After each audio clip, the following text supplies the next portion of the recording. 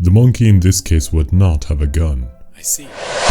If it isn't Tom Crean back from his perilous adventure. Do you have the information? I gathered what I could. There was a deterioration of the source. Is there much salvaged? Enough. Who do you think would win in a fight between a monkey and a donkey? What polemics is this? A thought experiment dreamt up in your absence. I see. I see, said the blind man, but he couldn't see a thing. You need to get out more. Who would win? What are the constraints? The fight takes place on a very wide, very shallow puddle of water. That is neutral territory for both. A victor is determined by death or incapacitation. There are no rules of engagement. Does either party have time to prepare? They are told one day prior, but only of their opponent and not the conditions. Then I select the donkey as victor in this hypothetical situation. Why do you say so? It has longer range and endurance. A donkey can simply outrun the monkey. It is a fight, not a hunt. To run would be the donkey's tactic. That's cheating. You said no rules. After enough time, the donkey would fatigue the monkey and kick it to death. The monkey is smarter and will climb the donkey and claw at its throat or gouge its eyes. I would agree, but given that both parties know of the fight, and the terrain is flat and wet, the monkey would struggle more than the donkey to adapt. I also chose the donkey. The monkey can improvise to a greater degree and fashion tools and weapons. But with the environment first laid out, there is nothing the monkey could make. Shall I create the simulation to see? That is cruel. It is no harm. The entities will be born into suffering only to be eliminated again. You would be manufacturing suffering simply to satisfy an itch. It is better to exist than not, no? No, it is not. Don't tell me you're getting soft. It is better to not be than to be, if suffering is certain. What is life? What do you mean? The old proverb. What is life? What? Life is suffering. That's an ancient truth. So, why not create life? Even if it is for a trivial reason, that's reason enough. It's better than no reason at all. Besides, let them figure out their own reason for existence while I have fun. Spoken like a true god of old. No less valid. It is unethical. We shall have no more debates on the matter. Hypocrite. Don't you dare. It's true. Take that back, now. No. Look. Hold! Don't you move. Hey! Hay is for horses. If the truth hurts... Truth? Ha! Don't sicken me with your bile. Who are you to advocate for truth when you deal in pretense? You peddle your rancorous redolence as rose petals. Your pestilence rasps at my nose before your pitiful body should stain my eyes. How dare accuse me of hypocrisy? For you for sure are its true architect. You dream defiance, staying steadfast, but see a tyrant's foolish cloud of false wisdom. I harbour no hope for your corrupted soul, homunculus shadow of Razerous soot that's barbed and damned to a pit that you blind dug. I curse you. May your bod decay and splinter to accurately reflect what lies within, that it may hurt to grasp your favoured cup. The tea you slurp may burn your tongue and lip, that it may hurt to piss and turn you raw inside, and frigid sweat that stings your sores. I curse you. May you roam the nights alone, in cold no comfort, howling to the moon, that white solemn lone orb, denying your call, your barbarous credit counterfeit. I curse you.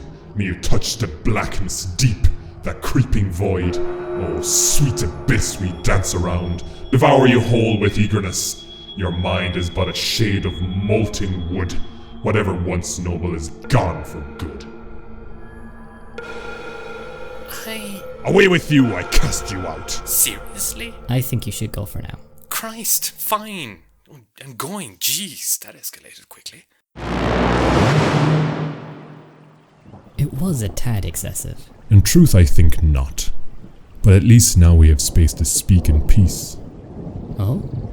Tell me what you found in Antarctica. Oh. Yes. I found the ship abandoned. It was doomed to sink. The crew had fled. Tell me of the source of the damage to this ship. It was trapped in the ice and crushed. Are you certain of this? Yes. There is no other explanation. Did you find the crew? Of course. How did they seem? Scared. That was the most pungent thing I sensed. What did you bring back? They had newly drawn maps and readings of the area. Anything of note? Nothing really. There was more detail in the maps that we didn't have before. That's about it. And of the voyage itself? What do you mean? Anything found on the way to the south? Nothing mentioned. Right. You sound like you're expecting something. No. It's just rarely travelled the waters of the Southern Ocean. You want to explore the Southern Ocean? No, just a curiosity. What happened to the men you left? Do you care? No, I suppose not.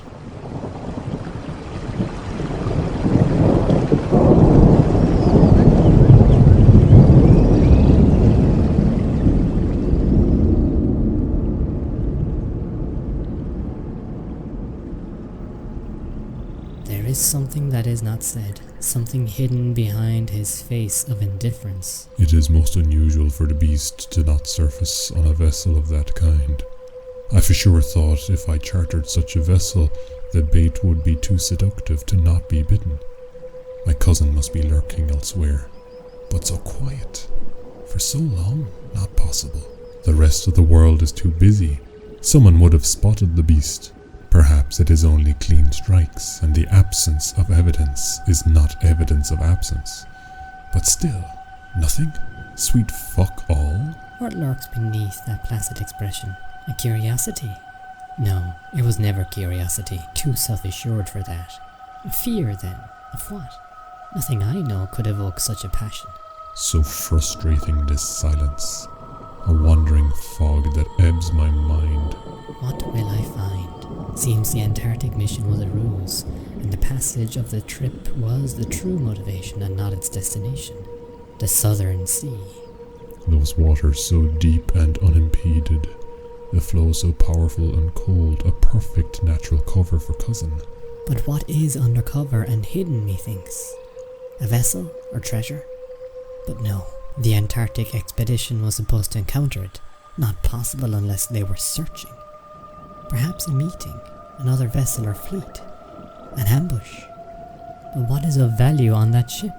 Nothing so much, and an attack will be better placed and less costly closer towards land. What then? What is your plan? When will you strike? How will you come for me? Where are you placed?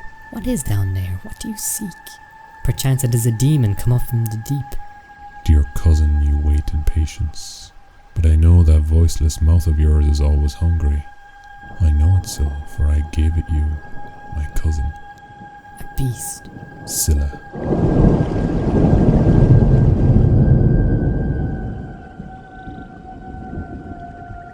What are you up to? You're in your own little world there in the corner. Nothing at all, savouring the silence so rare these days. You cursed it now. It's gone. What's gone? You're back. So soon? 11 years is long enough. Anything to report? My growing sense of injustice. Let it go. Oh, I have. I spent most of it on the Caribbean sands with a mojito. Did you get anything? A tan. I see. I met Fred. Fred? Ye old yellow eyes. You spoke? Well, he wasn't the most loquacious given the lack of a tongue, poor fella. Still can bite though.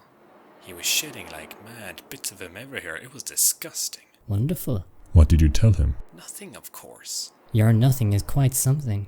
We spoke about the weather, and I recommended chicken soups he could drink now that he had no tongue. And squeezing small mammals to death, that was mostly Fred's interest. Charming fella. But nothing of us and he, you're okay? You're sure? I'm sure. I may check. No. That's code for I'm gonna strike poor Fred down with my mighty butcher's knife. He's had enough to deal with. Besides, who's he gonna tell he can't speak? And who cast his slanderous tongue from his mouth? Shit. That was you. Ha! No. Well, maybe. But you do well to keep yours shut. You're such a killjoy. Anyone up for a game of Scatterglobe? Oh, yes. Sounds fun.